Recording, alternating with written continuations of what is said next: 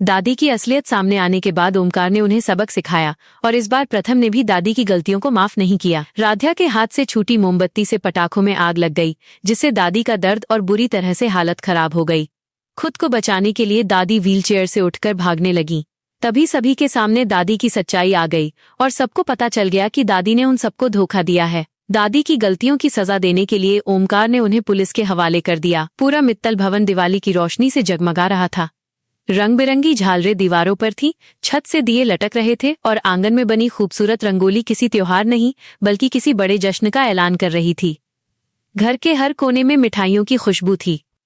बच्चे हंस रहे थे और महिलाएं पूजा की तैयारियों में जुटी थीं। सब कुछ बहुत सुंदर था, लेकिन इस उजाले के बीच एक कोना ऐसा भी था जहां अंधेरे ने अपना डेरा जमा रखा था। यह कोना था दादी का कमरा, जहां वो तनाव में बैठी थीं। उनके हाथ में एक चांदी का दिया था जो आधा बुझा हुआ था। दादी ने धीरे से कहा, आज देखना, आज राध्या खुद अपने डर से हार जाएगी।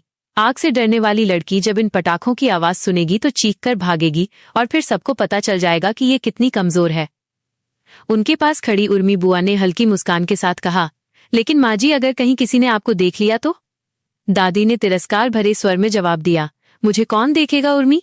सब पूजा में व्यस्त हैं और वैसे भी यह साजिश इतनी सोची समझी है कि किसी को शक भी नहीं होगा। पटाखों की डोरी मैंने ठीक उसी जगह रखवा दी है जहां राध्या पूजा के लिए दिए जलाने जाएगी। उर्मी ने आंखें मिचमिचाईं, मतलब आज दिवाली की रात राध्या के लिए अंधेरा साबित होगी।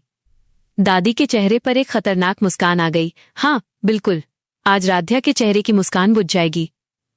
लेकिन उन्हें पता नहीं था कि उसी कमरे के बाहर पर्दे के पीछे से ये सारी बातें मासूम सी बच्ची बुलबुल सुन रही थी। उसकी मासूम आंखों में आज गुस्से की चमक थी। वो धीरे धीरे पीछे हटी और अपने छोटे से दिल में एक बड़ी योजना बना ली। पूरे घर में पूजा शुरू हो गई।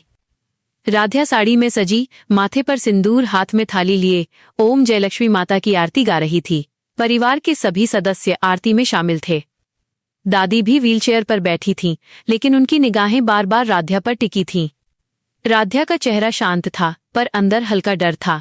उसे दादी की वो बात याद थी, अगर तूने मेरे सामने ज्यादा चालाकी दिखाई तो इस बार आग तुझे नहीं छोड़ेगी। राध्या की उंगलियां हल्की कांपती हैं जब वो दिया जलाती है। तभी कहीं पीछे पटाखों की डोरी रखी जाती है। दादी अपनी व्हीलचेयर को थोड़ा आगे बढ़ाकर वहां तक जाती हैं।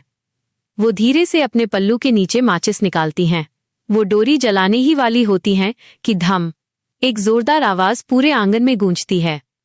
सबकी नजरें घूमकर पीछे की ओर जाती हैं। बुलबुल ने पीछे से एक बड़ा पटाखा फोड़ दिया था। आवाज इतनी तेज थी कि दादी का पूरा शरीर कांप उठा। उन्होंने अपने कानों पर हाथ रखे और चीख पड़ी, आग, बचाओ। और तभी पूरे परिवार के सामने वह दृश्य घटा जिसने सबको हैरान कर दिया।